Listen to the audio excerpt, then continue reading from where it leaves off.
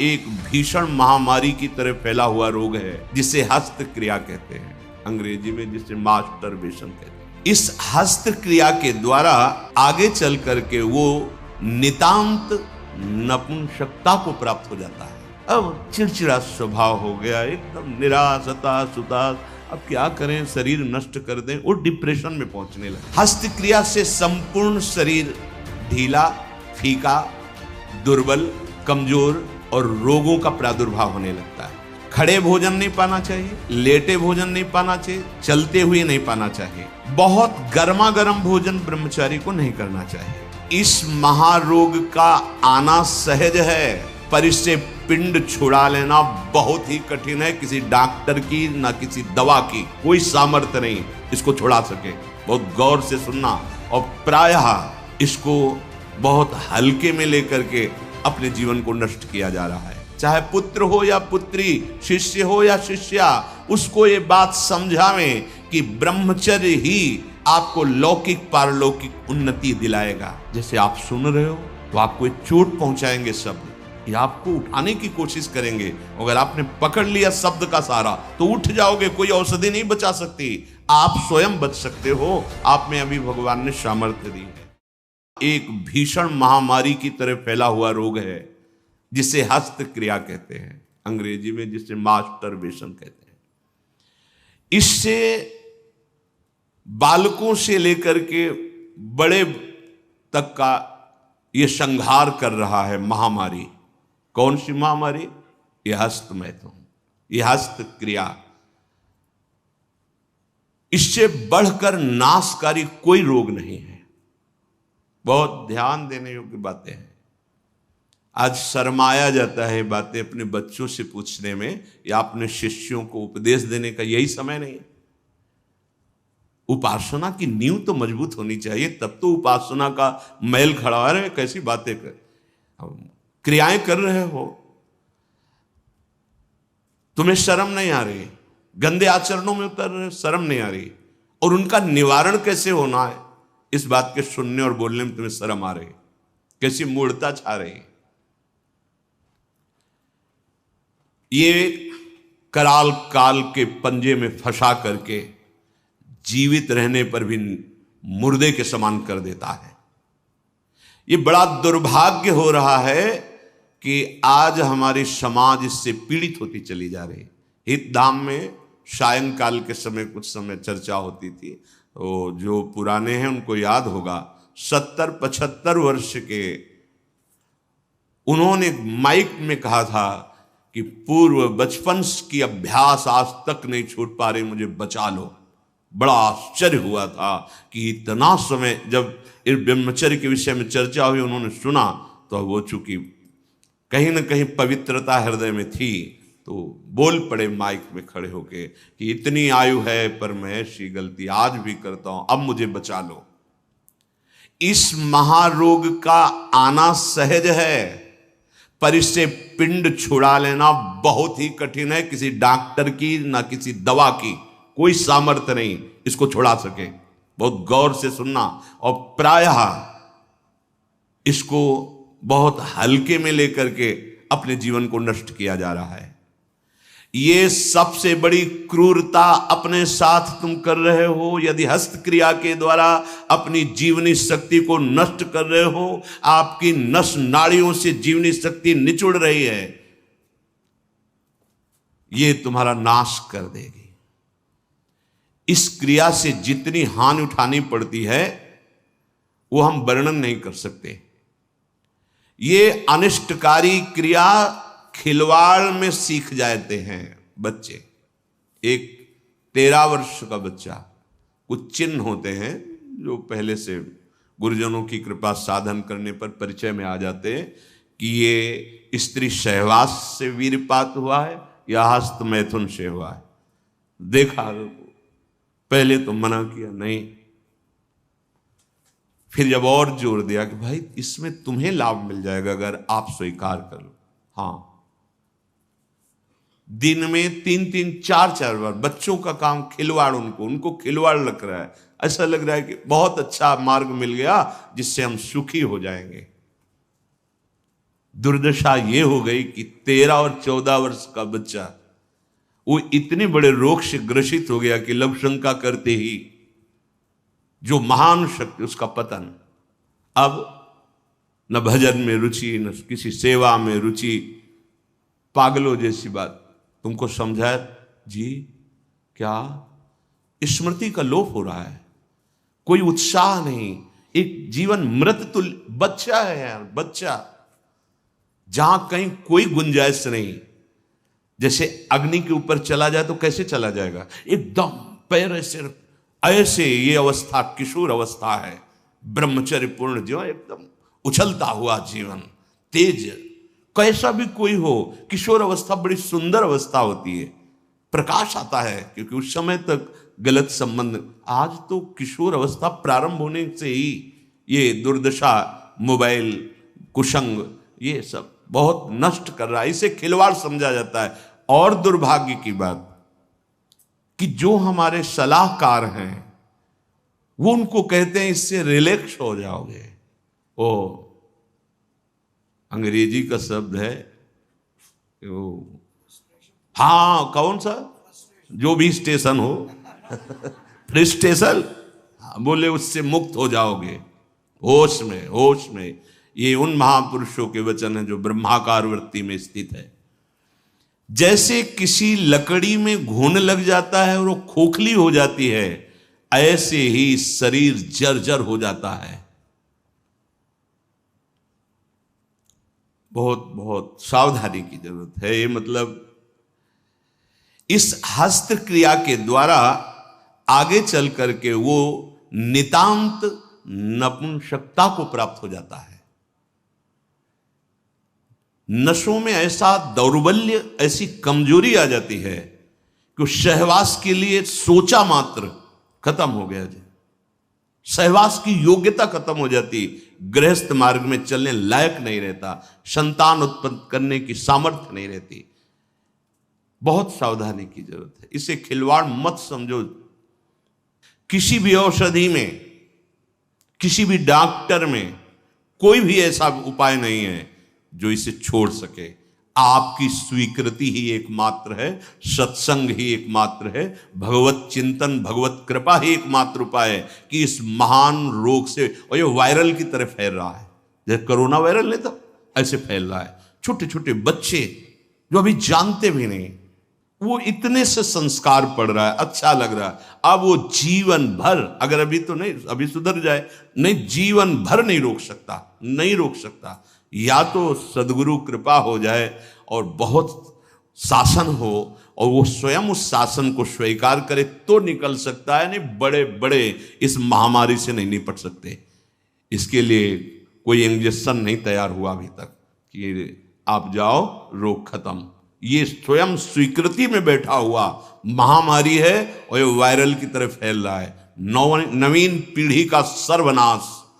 और कुछ महानुभाव ऐसे हैं कि इसको बता रहे हैं तो नेचुरल है, ये स्वाभाविक है, प्राकृतिक चलता है, ये कोई, अरे तुम सर्वनाश को तुमसे प्राकृतिक बता, स्वाभाविक बता रहे हो, नहीं। बहुत सावधान आप लोग, दुर्भाग्य का निमंत्रण मत दें।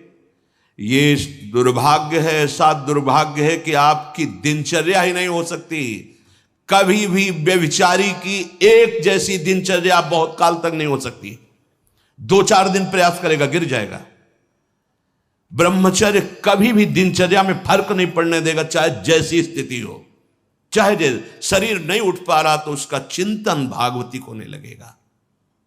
इसलिए सामान्यता, जिसे हम बहुत सरल समझ रहे, बहुत सुख समझ रहे, इसको आप सावधानी पूर्वक बहुत ध्यान दीजिए। बहुत ध्यान का इसलिए विषय है कि ये नींव है हमारे अध्यात्म की, हमारे परमार्थ की।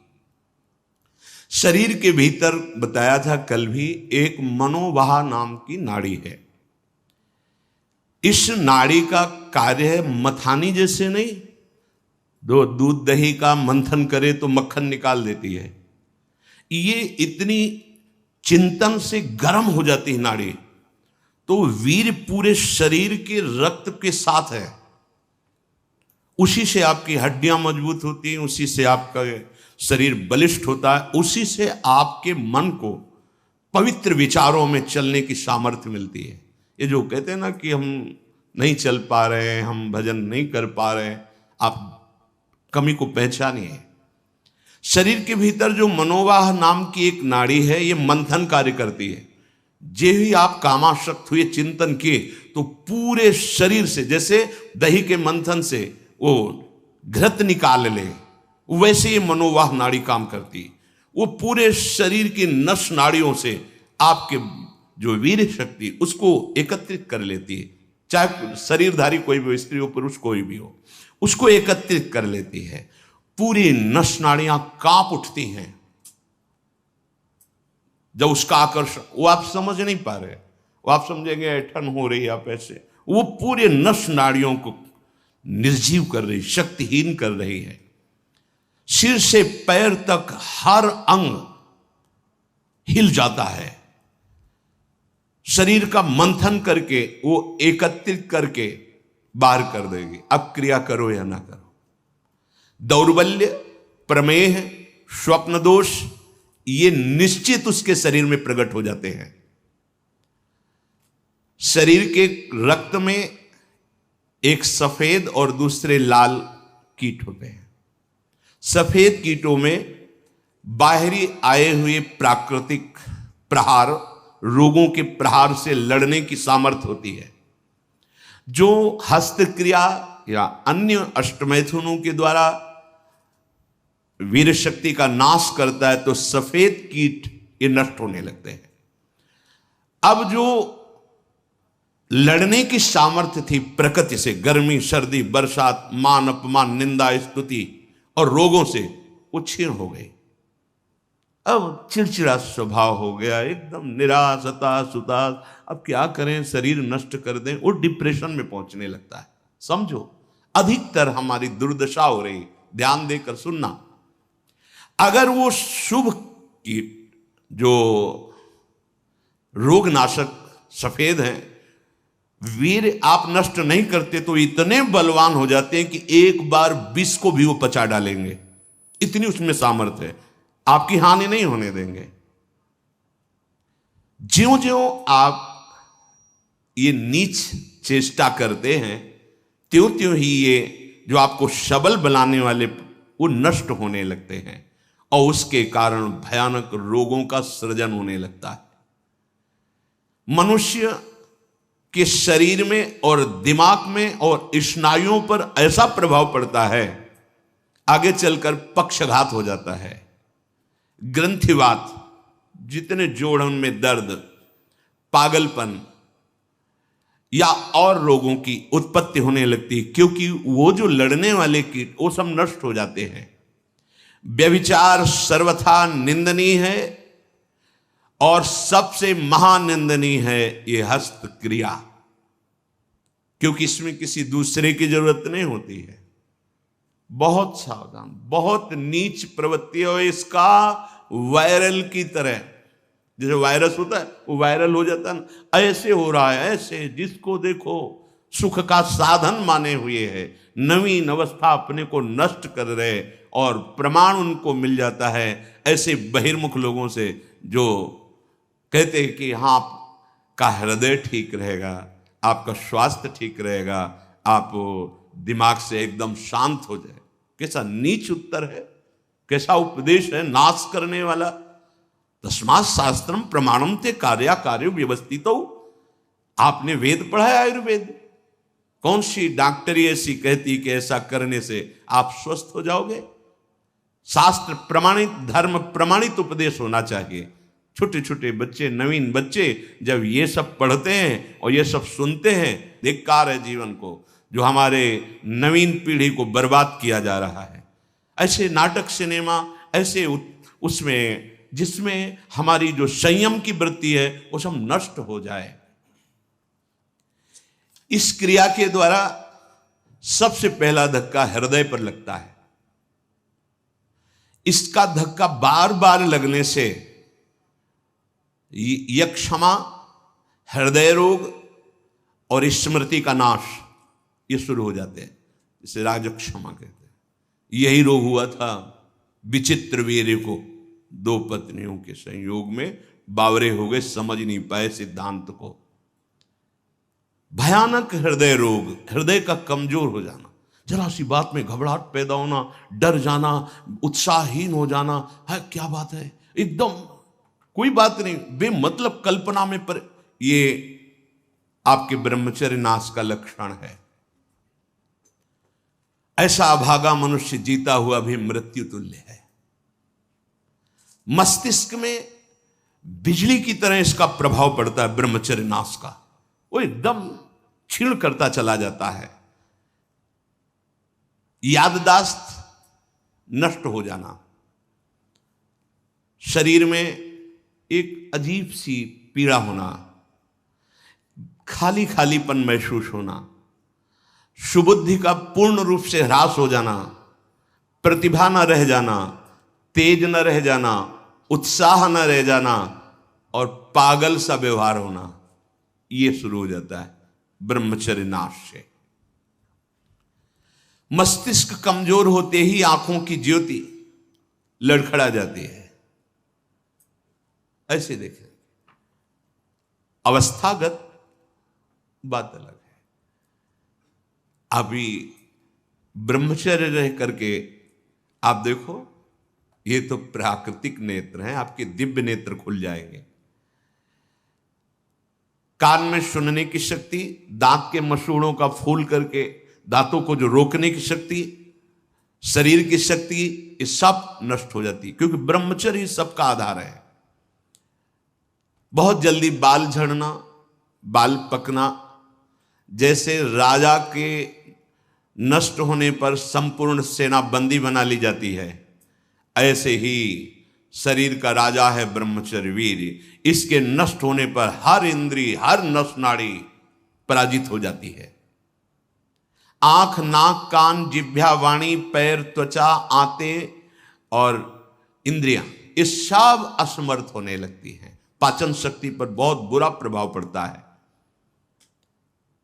अब ये नाश नहीं तो और क्या, जीते जी नाश है।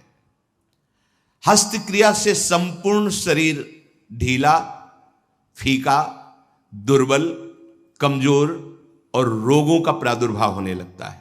मुख की कांति हीनता बढ़ती चली जाती है।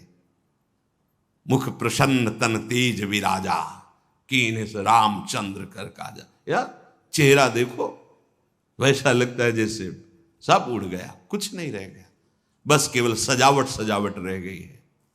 पवित्रता, जितेंद्रियता, बल, अध्यात्म चिंतन कुछ नहीं, शून्य। बस वही वर्तमान भोगों का चिंतन, कैसे भोगूं, भोगे हुए भोगों का चिंतन। बस आप देख लो अपने हृदय में झांक करके। संपूर्ण जीवन विषयानंद में फंस जाता है।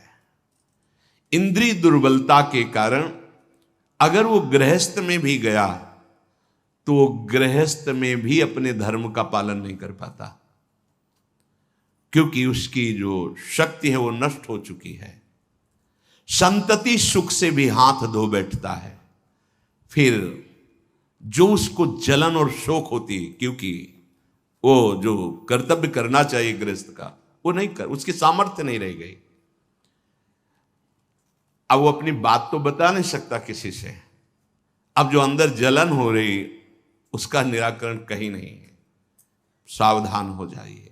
ना वैरागी और ना गृहस्थ कुछ नहीं रह पाओगे यदि ये गंदी बातें आप नहीं त्याग पाए।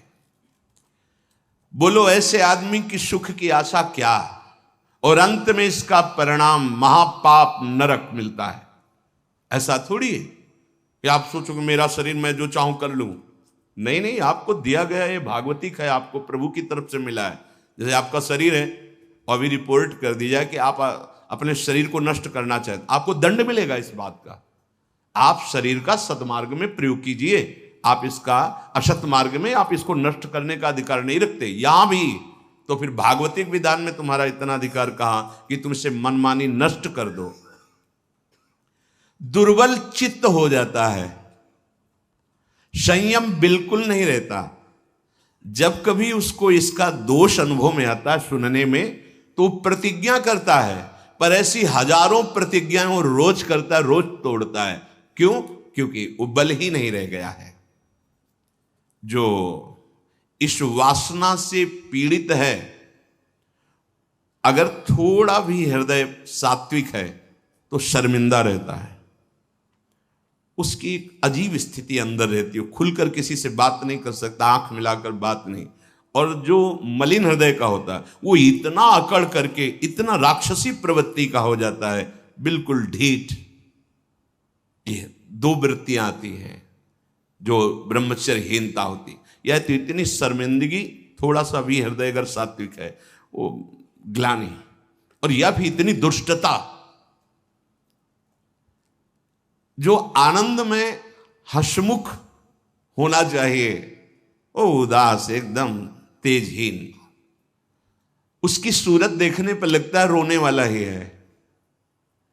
स्वभाव में रुक्षता होती है, चिड़चिड़ापन, क्रोधी, निस्तेज, आंखें अंदर धंसने लगती, यहां खालीपन होने लगता है, एक खालीपन, एक काला सा चिन्ह। बहुत बहुत सावधान। ये इतना भयानक रोग है कि जवानी में भी वृद्धावस्था के लक्षण प्रकट होने लगते हैं। किसी भी कार्य में मन न लगना, पड़े रहने की इच्छा होना, थोड़ी मेहनत करने पर हांफते रहना, आगे क्या करना ऐसे विचार करने की शक्ति नष्ट हो जाना, बहुत जल्दी क्रोध आकर के आवेश में कुछ ऐसे वचन बोलना, क्रियाएं करना। देखो ना, सुनने को मिलता, माता पिता को पीटा, ऐसा किया, वैसा। कुचिंताओं की बाढ़ आ जाती है, कुचिंताओं की। उसके हृदय में एक भय, एक जलन, एक घबराहट बनी ही रहती है। थोड़ी सी बात उसको पहाड़ जैसी मालूम होती है, विचार के द्वारा काट नहीं पाता है। बार बार झूठ बोलना उसका स्वभाव बन जाता है। बार बार भूख लगना या जठराग्नि का मंद पड़ जाना, ये दो दोष होते हैं। अन्न ना पचना या तो बार बार ऐसा लगना कि खाऊं, और मलबद्धता आते, जब वीर शक्तिहीन हो जाती है तो मल को पकड़ने लगते हैं, उनमें सामर्थ्य नहीं रह जाती पचाने की या मल निकालने की, तो कब्जियत बनी रहती है। नींद का या तो नाना और या आना तो कुंभकर्ण जैसे सोना, पड़े हैं ऐसे दो। उठते समय निरुत्साह, आलस्य, आंखों को बहुत भारीपन होना, नहीं खुलने देना, ऐसा। जब आप संयम से चलेंगे ना, घड़ी की अलार्म की जरूरत नहीं होती, ठीक समय में नेत्र खुले, ऐसा नहीं, ऐसे नहीं, एक दिव्यता आती है। अभी आप उधर कदम सही ढंग से नहीं रख रहे, इसलिए है अलार्म बजते रहते, शोर है। परमार्थ में या व्यवहार में भी आपको चलना है तो आपका संयम बहुत अनिवार्य है। अब बच्चे कहते हैं हमारी स्मृति काम नहीं करती है, पढ़ाई में मन नहीं लगता है, ऐसा क्यों नहीं लगता? आप देखो अपने आचरणों को, देखो पढ़ाई, ये तो इतने टेबलेट, इतना है सब, एक बार बोल दीजिए, कभी भी जीवन में पूछ लीजिएगा, उसे दोबारा पढ़ने की सुनने की आवश्यकता नहीं। एक बार अगर हम नहीं सुनना चाहते तो आप हल्ला मचाते रहो, बाद में पूछो तो ना हमने वर्तमान में सुना ना, बाद में उसकी स्मृति रहेगी। जहां स्मृति लगी वहीं लगी है। रात्रि में जो स्वप्न दोष होता है, इन्हीं गलतियों का परिणाम होता है। यदि आप ऐसी कोई गलती ना करें तो कल चर्चा में बताया था, स्वाभाविक कभी हो, वो उफान जैसा, वो जो संतानोत्पत्ति वाला, वो नहीं। जो हस्त क्रिया से युक्त हो गया है वो अनुभव करे, लघु शंका के पहले या बाद में देखना, जो जीवनी शक्ति है वो आपको ह्रास होती दिखाई देगी, बूंद बूंद निकलते दिखाई दी, कितना सर्वनाश कर रहे हो। बाद में तुम सोचो हम ये विटामिन खा लेंगे, वो खा लेंगे, कुछ नहीं, उसकी पूर्ति नहीं हो सकती, उसकी पूर्ति नहीं हो सकती। आगे इसमें आता है ये जो आयुर्वेदिक औषधियां दी जाती हैं ये बलिष्ठ होती हैं, और ये चूंकि आपकी प्रवृत्ति गलत है, वो बलिष्ठ होकर आपको और कामोत्तेजना प्रदान करेंगी। तुम रोक कैसे पाओगे? संयम नहीं। इसीलिए कोई औषधि नहीं है, आप स्वयं औषधि हैं उसके। आपका दृढ़ निश्चय और कुछ व्यायाम, प्राणायाम, आहार शुद्धि और नाम जप, इससे आप शासन में ला सकते हैं। इस बात को कौन अपने बच्चों को बैठाल कर समझा रहा है? अगर वो नहीं है तो सावधान हो जाएंगे कि अगर कोई ऐसी बात बताता है तो माता पिता ने मुझे पहले सिखा रखा है कि ये बहुत नाशकारी क्रिया है, कभी ऐसा नहीं करना। आप बताते हैं क्योंकि आपको फुर्सत कहाँ है, आप अपने मनोरंजन में मस्त है, आपको यही लगता है खिलाना पिलाना ही केवल बच्चों का प्यार दुलार है। नहीं, कभी बैठा लिए, उनकी दिनचर्या देखिए, आप उनसे पहले इस महान दुर्गुणों का आगाह कीजिए कि ऐसी ऐसी बातें आगे कोई तुम्हें सिखा सकता है या तुम्हें है तो नहीं, जानकारी करनी चाहिए। अगर कभी ऐसा हो तो ऐसा मत करना। जो नवयुवक हैं, हाथ पैरों के जोड़ों में दर्द मालूम दे रहा है, शिथिलता हो रही, दिमाग में एक सनसनी बनी रहती है, आपको ये अश्लील चित्र देखना अच्छा लगता है, गंदी बातें करना अच्छा लगता है, ये सब उसी हस्त क्रिया का परिणाम है। जिनको बार बार एक स्वाभाविक लघु शंका लगती, एक बार बार ये आपका लक्षण है कि आपने ब्रह्मचर्य का नाश बहुत अच्छे से किया है। कोई भी हो, गृहस्थ हो, विरक्त हो, कोई भी हो, हाथ पैर में कंपन होना, चेहरे पे मुहासे उभर आना, एकदम उठ के खड़े हुए अंधकार सा छा जाना, स्मरण शक्ति का लोप हो जाना, चित्त का अत्यंत चंचल रहना, दुर्बलता, प्रतिज्ञा पूरी ना करना, कोई भी कार्य पूरा ना करना, दिमाग में हर समय गुस्सा गर्मी छाना, नेत्रों में जलन होना, क्षण में गुस्सा क्षण में शांत, माथा, कमर, मेरुदंड, छाती, इनमें दर्द होना। ये बिल्कुल ध्यान से सुन लीजिए। रीढ़ की हड्डी झुकाकर बैठने में आराम महसूस करना, ये सब उसी ब्रह्मचर्य नाश के लक्षण है। ब्रह्मचर्य आपको ऐसे बैठने ही नहीं देगा, तो देखो जरा सी एकाग्रता का आएगा तो बिल्कुल सावधान। अरे महान शक्ति है। मुख से दुर्गंध और शरीर से दुर्गंध आने लगती है जो अपनी इस ब्रह्मचर्य शक्ति का नाश करता है, दुर्गंध युक्त शरीर हो जाता है। नाक के किनारे ऐसी हल्की हल्की झाई आने लगती है, ऐसे यहां हल्की हल्की झाइयां पड़ने लगती, काले दाग जिन्हें कहते हैं, ये चिन्ह है ब्रह्मचर्य का नाश करने की। आवाज में कोमलता नष्ट हो जाती है, रुक्षता आ जाती है, स्वभाव में अप्रिय स्वभाव बन जाता है। कोई भी तुम्हारे पास बैठना नहीं चाहेगा, वही बैठेगा जो तुम्हारे लक्षणों से युक्त होगा। किसी भी मार्ग में उसको कामयाबी प्राप्त करने का उत्साह नहीं रह जाता। कर एक नवयुवक भाई कह रहे थे कि अगर वचन सुनने को न मिलते तो हमने तो ठान ही लिया था कि अब अपने शरीर को पूरा कर देंगे। बचा लिया आपने हमारे जीवन। ओ बड़े भाव से गदगद होकर कह रहे थे, ये जैसे आप सुन रहे हो तो आपको एक चोट पहुंचाएंगे शब्द, ये आपको उठाने की कोशिश करेंगे। अगर आपने पकड़ लिया शब्द का सारा तो उठ जाओगे, कोई औषधि नहीं बचा सकती। आप स्वयं बच सकते हो, आप में अभी भगवान ने सामर्थ्य दी है, अभी बच सकते हो। अगर आपने अभी अपने को नहीं संभाला, सोचो जरा, आप इतनी कीमती महान वस्तु को खिलवाड़ में नष्ट कर रहे हो। क्या चाहते हो? गृहस्थ में संतानोत्पत्ति के लिए आदेश है, व्यभिचार के लिए थोड़ी आदेश है। प्रत्येक माता पिता गुरु बड़े जनों को ये कर्तव्य का पालन करवाने के लिए चाहिए कि उनको अपने पास बैठा ले, चाहे पुत्र हो या पुत्री, शिष्य हो या शिष्या, उसको ये बात समझावें कि ब्रह्मचर्य ही आपको लौकिक पारलौकिक उन्नति दिलाएगा। इसमें लज्जा संकोच करना बिल्कुल मूढ़ता होगी कि हम अपने बच्चों से ऐसी बात क्यों करें, या ये समझना कि मैं ऐसा बोलूंगा तो कहीं कोई ऐसा ना सोचे। मान लो गुरु है, उपदेश कर रहा। कहीं ये ना सोच बैठे कि लोग क्या कहेंगे कि रामकृष्ण हरि की चर्चा छोड़ करके क्या चर्चा कर रहे हैं। शरीरम व्याधि मंदिरम ये तभी बनता है जब आप ब्रह्मचर्य का नाश करते हैं। अतः माता पिता से, गुरुजनों से सबसे प्रार्थना है कि संकोच लज्जा छोड़कर अपने प्रियजनों को पास बैठाल कर, चाहे बच्चा हो या बच्ची हो, संयम की शिक्षा जरूर बतावें कि कैसे हम अपने जीवन को, भविष्य को, आप क्या समझते हो, अच्छे अच्छे पदार्थ पवा दिए, खूब पैसा लगा करके उनकी सुविधाएं दे दिए, लेकिन वो जो आचरणहीन हो रहे हैं, जो जीवनी शक्ति का नाश कर रहे हैं, किस उन्नति में जाएंगे। जब अंदर ब्रह्मचर्यहीनता आती है तब नशा करने की इच्छा होती है, क्योंकि विक्षिप्तता सही नहीं जाती है।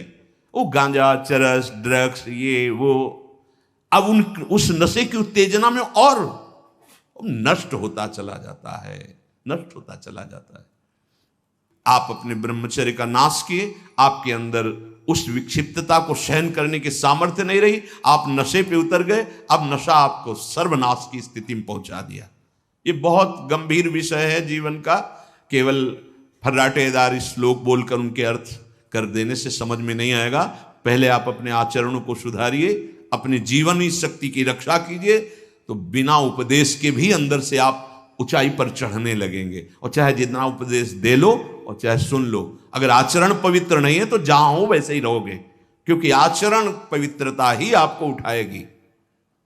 तो इसलिए माता पिता या गुरु को ब्रह्मचर्य का स्पष्ट वर्णन करने में कभी लज्जा नहीं मालूम होनी चाहिए।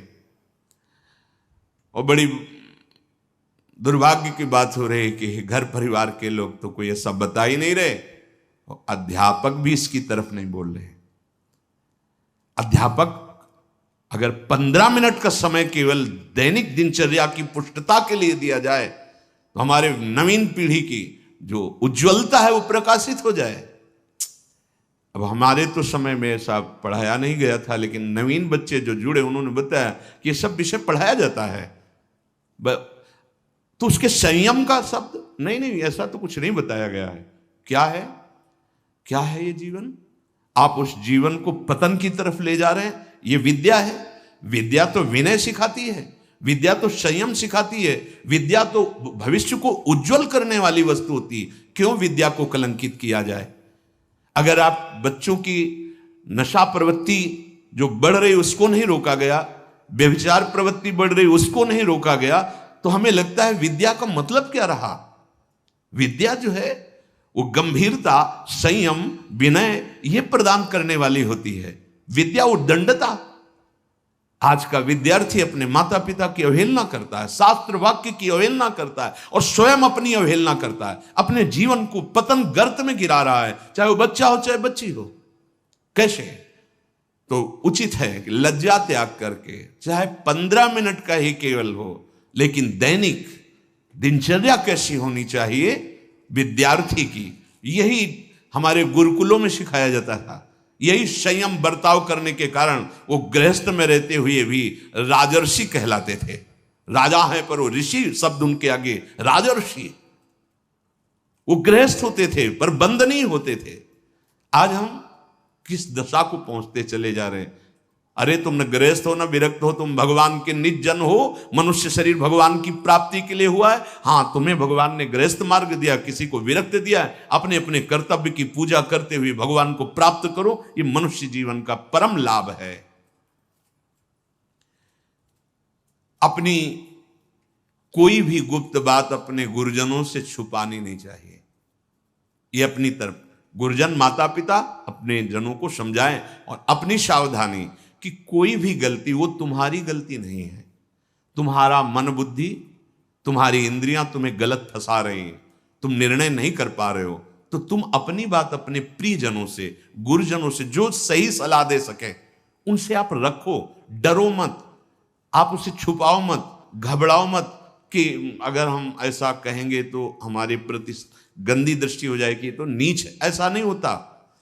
ऐसे जैसे डॉक्टर होता है, हम उसको अपनी बात बताते हैं तो सही दवा देखता है, ऐसे ही गुरुजनों से जब हम अपनी कमी बताते हैं तो कृपा करते हैं, वो आराध्य देव से प्रार्थना करते हैं, वो हमें ऐसे उपदेश देते हैं जिसके कारण हम ऐसे दलदल से ऊपर उठ जाते हैं। पर हम वो पूछे भी तो हम छुपाना चाहते हैं, इतना प्रिय मानते हैं मन बुद्धि को। मन बुद्धि के द्वारा हमारा जो पतन कराया जा रहा है, हम उसको इतना छुपा के रखते हैं कि करुणा करके यदि गुरुजन पूछे भी तो हम उसे झूठ बोल देते हैं कि नहीं नहीं ऐसा कुछ नहीं है, नहीं नहीं, आप इतना साथ मत दीजिए इस दुष्टता की प्रवृत्तियों का कि आपका बहुत पतन हो जाए और आप पुनः चढ़ने लायक न रह जाएं अध्यात्म मार्ग में। कई लोग ये समझते हैं कि यदि हम समाज में ब्रह्मचर्य की बात, हस्तक्रिया आदि की बात, शिशु मैथुन आदि की बात करेंगे तो कहीं लोग हम पर ऐसा न सोचे कि ये कैसे शब्दों का उच्चारण कर रहे हैं। बिल्कुल नहीं, लज्जा नहीं करनी, क्योंकि जो नहीं जानते हैं वो इस बात को जानकर सावधान हो जाएंगे और जो गलत करते हैं वो अपने को बचाने की चेष्टा करेंगे। कुसंग में पड़ा हुआ बिना सत्संग के नहीं निकल सकता। बुराइयों को दबाने के लिए अच्छाई क्या है ये जानकारी होनी आवश्यक है। इसीलिए सदाचारी और ब्रह्मचारी बनने के लिए जो सदगुरु के वचन हैं, संतों के वचन हैं, शास्त्र के वचन हैं, उनको सुनो, उसमें लज्जा का भाव मत रखो। यदि गुरुजन अच्छे ढंग से अपने शिष्यों को समझाएं तो प्रभाव पड़ता है। यदि माता पिता अपने बालकों और बालिकाओं को बैठाल कर समझाएं तो अच्छा प्रभाव पड़ता है। यदि स्कूल में कुछ ही मिनट जो अध्यापक जन हैं इस विषय पर प्रकाश डालें तो उसका प्रभाव पड़ता है। जितनी धातु पौष्टिक औषधियां ली जाती हैं वो सब शोध के देखी गई, उनमें बलवर्धक होता है और आपकी वृत्ति कामोत्तेजक है तो वो बल आपके अंदर काम वृद्धि ही करेगा जाके। बहुत ध्यान देने योग्य बात है कि ये आयुर्वेदिक औषधि ले लेते हैं, ये ले लेते हैं तो आपको आपकी गति गलत है, इसलिए पावर जाएगा औषधियों का, गलत ढंग से ही प्रयोग हो जाएगा। कोई भी ऐसा वैद्य समर्थ नहीं है जो तुम्हें इस हस्तक्रिया को रोकने की औषधि दे दे। बहुत सुंदर बात है। तुम्हें कोई ब्रह्मचारी बना सके ऐसी कोई औषधि नहीं। एकमात्र मन को प्रभु में लगाकर नाम जप करो और जो संयम बताया जा रहा है वैसा करो, सब ठीक हो जाएगा, सब ठीक हो जाएगा। तुम समर्थ बन जाओगे अपनी इंद्रियों को रोकने के लिए। उपासक पहले भोजन पर सुधार कर रहे। भोजन और बुद्धि का परस्पर बड़ा घनिष्ठ संबंध है। सात्विक आहार निसंदेह आपको इस क्रियाओं से विजय प्राप्त करवा देगा। ध्यान से सुनिए, सात्विक आहार, जब आप भोजन पा रहे हो उस समय नाम जप जरूर चलना चाहिए। अगर उस समय गलत दृश्य देख करके, गलत बातें चिंतन करके भोजन पाओगे तो उसका प्रभाव आपको और गलत में लगा देगा, भले सात्विक भोजन है। ध्यान दीजिए, भोजन के समय जरूर बड़ा आनंद मिलता है। जैसे आप प्रसाद पा रहे हो और आपका अभ्यास फिट है, अब लगा दिया प्रथम यथामति प्रणमो श्री वृंदावन तिरम्य श्री राधिका कृपा बिनु, सब बड़ा पद है। देखत नव निकुंज सुन सजनी लागत है यति चारु, पद अंदर चल रहा है और अब प्रसाद। चलो नहीं है साहब का अभ्यास, राधा राधा राधा, उस समय व्यर्थ की वार्ता, उस समय व्यर्थ का चिंतन, व्यर्थ के दृश्य देखते हुए भोजन, गलत संस्कार पड़ रहा है।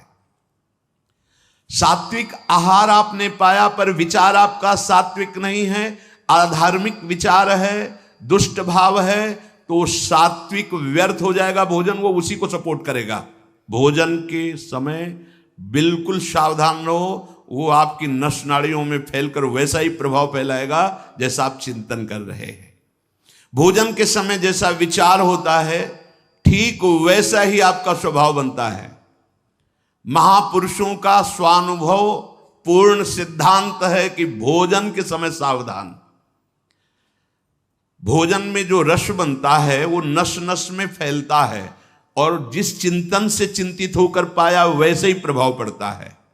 स्थूल भोजन का सूक्ष्म विचार पर प्रभाव पड़ता है, कई गुना प्रभावशाली प्रभाव आपके चिंतन का पड़ता है भोजन में। बहुत शुद्ध भोजन हो, सात्विक भोजन हो, पर आपका विचार भोजन करते समय सही नहीं, आपका चिंतन सही नहीं।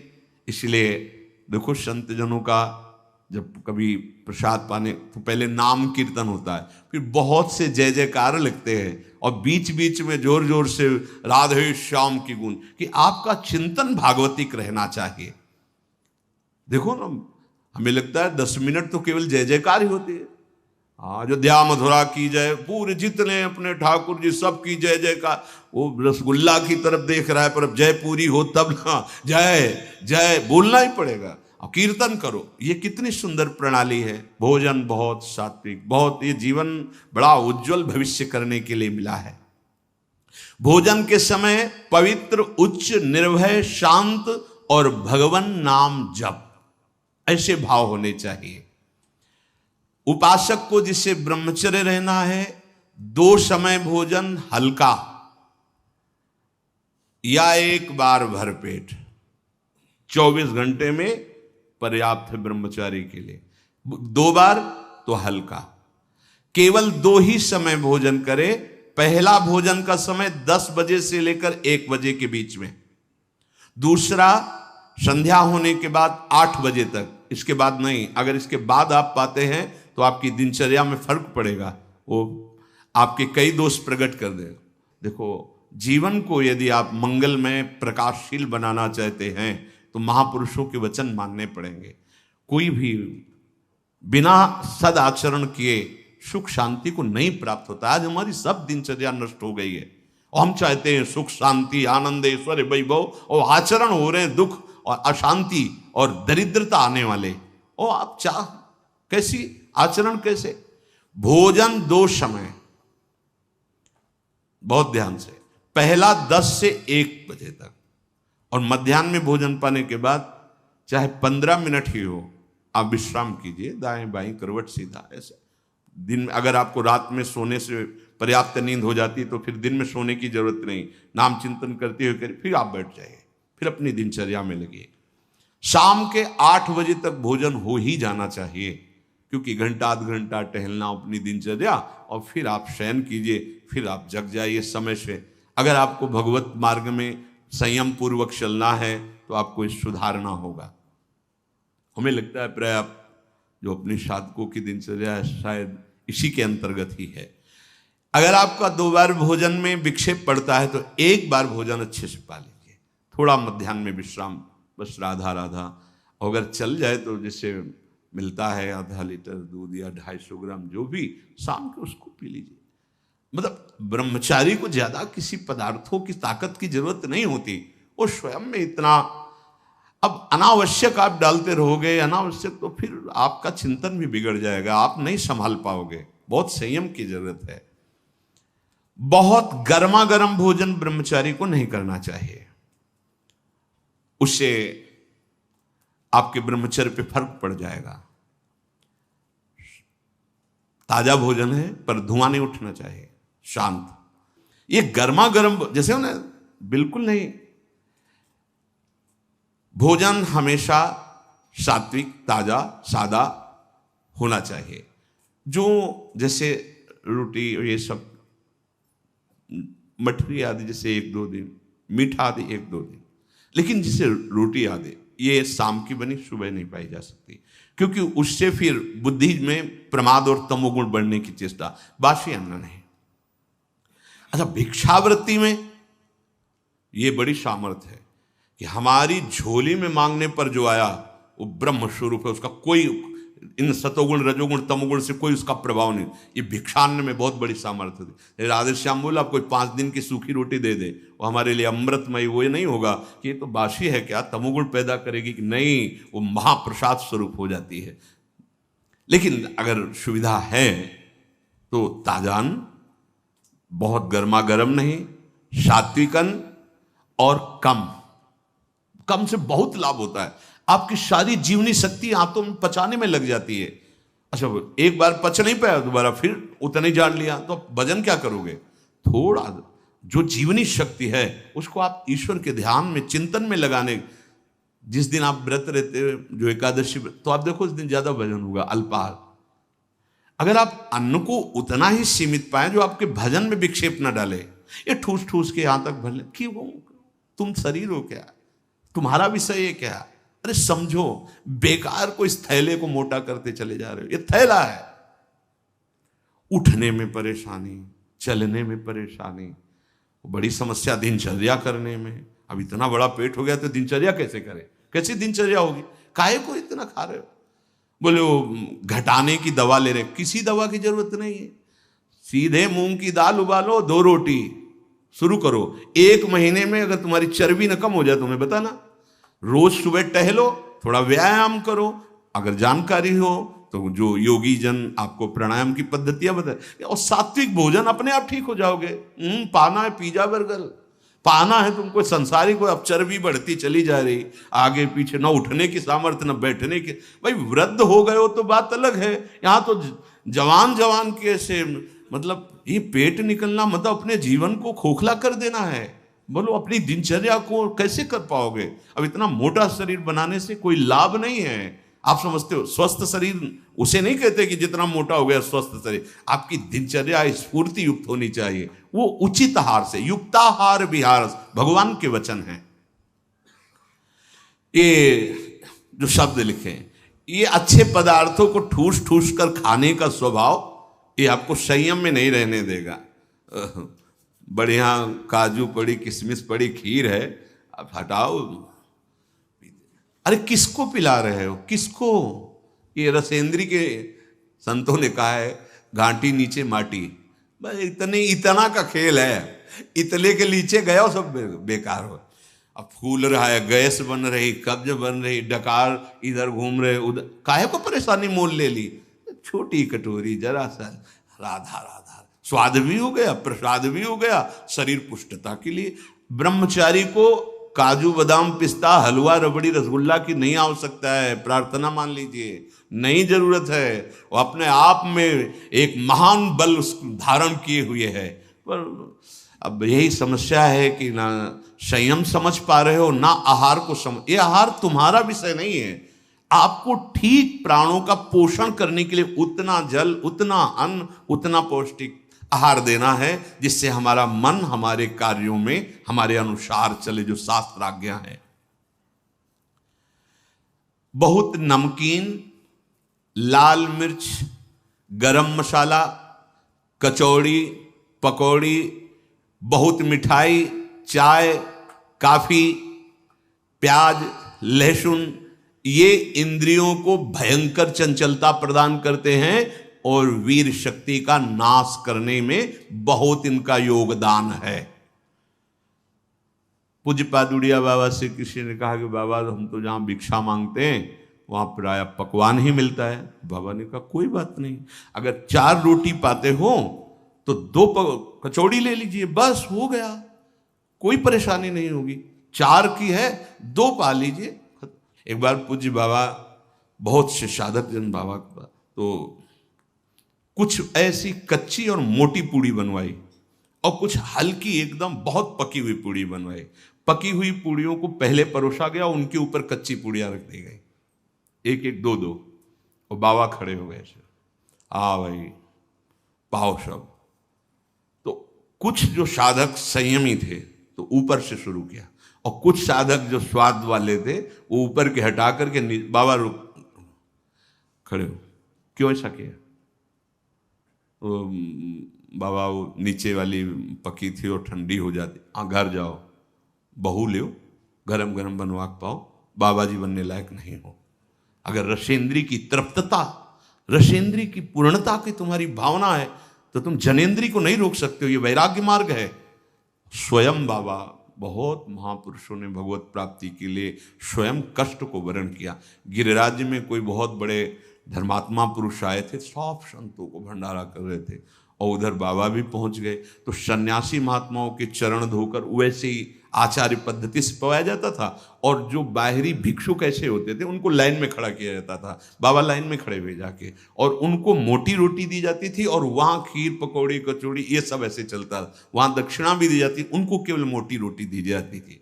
ये कई दिन ऐसा उन्होंने सदाव्रत की तरह, तो बाबा उस लाइन में खड़े हुए, 4 रोटी उनको मोटी मोटी मिली, आ गए और एकांत में 2 रोटी पाई और 2 रोटी जमीन में ऐसे गाड़ दी।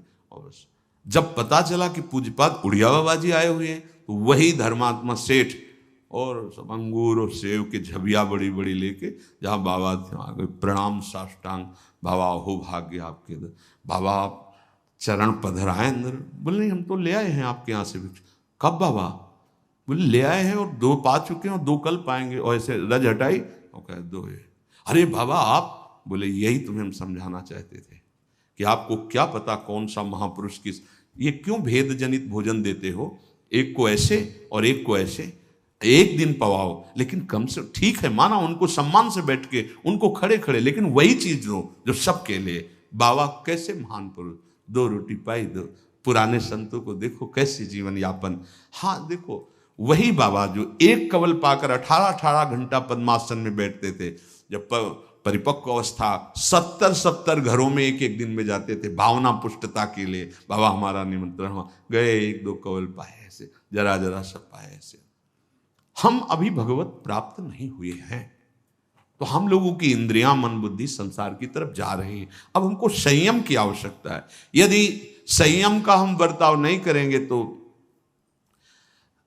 सुन लो, भोजन के पहले अच्छे से हाथ धो, मुंह में कुल्ला करो, और लघु शंका लगी हो तो लघु शंका जाओ। भोजन के पहले पवित्र हो। भोजन पाते समय नाम चलना चाहिए या पद चलना चाहिए, या अच्छे कोई संत महापुरुषों के जो चरित्र हैं उनका चिंतन करना चाहिए।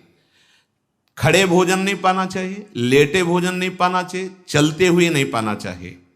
प्रातः काल कल चर्चा हुई थी, जो जलपान है बड़ा औषधि का कार्य करता है। ब्रह्मचारी को बाल भोग नहीं करना चाहिए।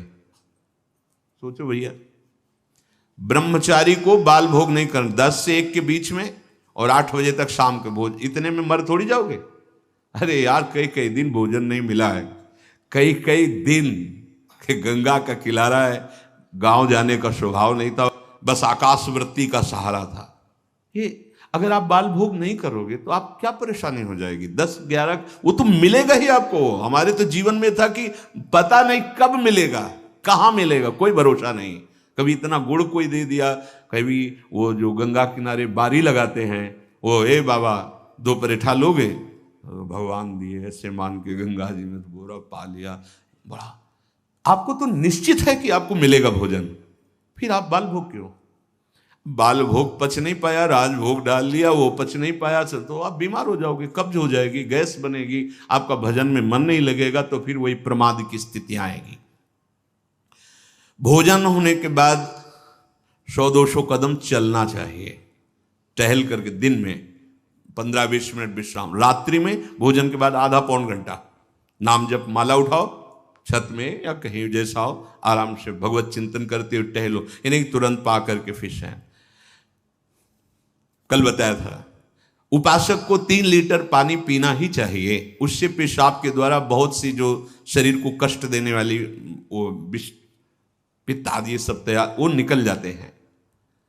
कब्ज की बीमारी पानी की कमी और गरिष्ठ पदार्थों के पाने से होती है, ये नहीं होना चाहिए। तभी आप ब्रह्मचर्य, जल पीते समय धीरे धीरे आराम से पीना चाहिए, गट गट गट ऐसे नहीं, राधा राधा नाम लेते थोड़ा थोड़ा 5 मिनट में धीरे धीरे। प्यास की पानी से ही बुझाएं प्यास को, सोडा वाटर, लेमन या ठंडे पेय पदार्थ जो शीशियों में आते हैं, हाँ ये ब्रह्मचर्य संयमी भगवत मार्ग, ये सब चीजें ले भाई। आपको अमृत पान करना है, राधा नाम सुधा रसम रसी तुम, बहुत सावधान। प्रकृति के विरुद्ध चलने से कभी कोई सुख का अनुभव नहीं कर सकता, बहुत सावधान। भोजन के समय आपको पानी नहीं पीना है, ये अभ्यास आपकी दिनचर्या में बहुत बाधा पहुंचा देगा। यदि आप भोजन के साथ पानी पीते हैं, गैस बनना शुरू हो जाएगी, कब्ज बनना शुरू हो जाएगा, आप परेशान हो जाएंगे। अगर आपको भोजन में पानी की आवश्यकता लगती है तो आप आधा घंटे पहले थोड़ा पानी पी लीजिए, भोजन के आधा घंटा पहले, और भोजन के समय बिल्कुल मत पीजिए, और भोजन के आधा घंटा 1 घंटा बाद आप छक के पानी पी लीजिए, उतना जितना श्वास और भजन करने में परेशानी ना पड़े। खड़े खड़े पानी नहीं पीना चाहिए। रात्रि में सोने के समय गर्म दूध नहीं पीना चाहिए कि आप गरम गरम दूध पी रहे, नहीं, उसको एकदम शांत कर लीजिए दूध को, जब धुआं न रह जाए। अगर दूध भी पीना है तो पीने के बाद 20-30 मिनट टहलना चाहिए, नहीं कि दूध पी के आप सो गए, संयम में नहीं रह पाओगे। प्रातःकाल उठते ही सूर्योदय के पहले यदि आपको सुविधा हो जाए, एक तांबे का पात्र रखो और उसमें जल पूरी रात्रि भरा रख लो और वो पियो, तो आपको बहुत संयम में सहयोग मिलेगा और रोगों के नाश में सहयोग मिलेगा। तांब पात्र में रात का रखा हुआ जल। ये नितांत सत्य है कि कोई भी नशा करने वाला ब्रह्मचारी नहीं रह सकता। जो तमाकू और भांग, गांजा, अफीम, इस तरह के कोई भी नशे, वो ब्रह्मचर्य नहीं टिकने देंगे। इसलिए कोई भी नशा न करे, आलस्य अपने कर्तव्य कर्म में न करे, हृदय को बार बार शीतल करता रहे, ऐसा चिंतन करे। संतुष्टायेन केन वा, ऐसे चिंतन मत करो कि हृदय तुम्हारा जलता रहे। यदि हम जो सुनी हुई आज सत्संग की बातें हैं इनको अपने जीवन में उतारें, और पहली जीवन की प्रार्थना हमारी कि आपकी पहली सीढ़ी ब्रह्मचर्य है। यदि आप ये हस्त क्रिया या किसी भी तरह से गंदी आदतें पूर्व संस्कारवश, कुसंगवश हैं तो आप छोड़ दीजिए, हिम्मत कीजिए, एक बार जलिए, एक बार नियम ले लीजिए, मैं ऐसा नहीं करूं। खान पान कीजिए और सोने का एक निश्चित समय रखिए, और जिस समय आप ऐसी हरकतों को करते हैं वो समय आप माला लेकर बैठिए। जब तक गाढ़ निद्रा का आवेश न हो तब तक आप अपने को स्वतंत्र मत छोड़ दीजिए कि पड़े पड़े चिंतन, फिर गड़बड़ हो जाएगा।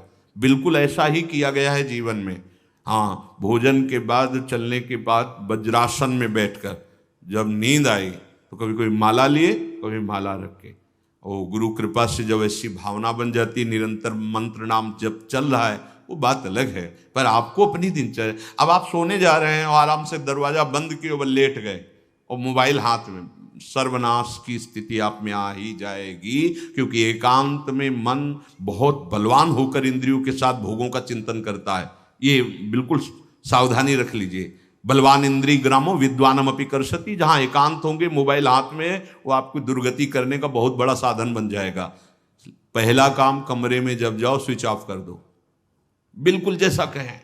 माला उठाओ या कोई महापुरुष का चरित्र उस समय पढ़ो, वो आपको थप्पड़ की तरह लगेगा, और चरित्र पढ़ के उसी के चिंतन करते हुए सो जाओ, या माला लेकर के जप करते जब नींद आए तब सो जाओ। कोई ऐसी चेष्टा मत करो जो तुम्हारे उत्साह को, तुम्हारी जीवनी शक्ति को नष्ट करके नरकगामी बना दे। बहुत बढ़िया अवसर मिला है, निकल चलो प्यारे। बार बार आप देख रहे हो कि आपकी दुर्दशा कर रही चेष्टाएं, आप जो कहते हो मैं छोड़ नहीं पा रहा, उसका कारण है आपका निश्चय। आप निश्चय ठीक नहीं कर पा रहे, और नाम जप करो ऐसा निश्चय होगा। आप इस सत्संग सुनकर मनन करो, ऐसा निश्चय होगा कि निश्चित भगवान की कृपा से आप इस जीवन में संयम पूर्वक बर्ताव करते हुए भगवत प्राप्ति कर पाए। श्री राधा वल्लभ लाल।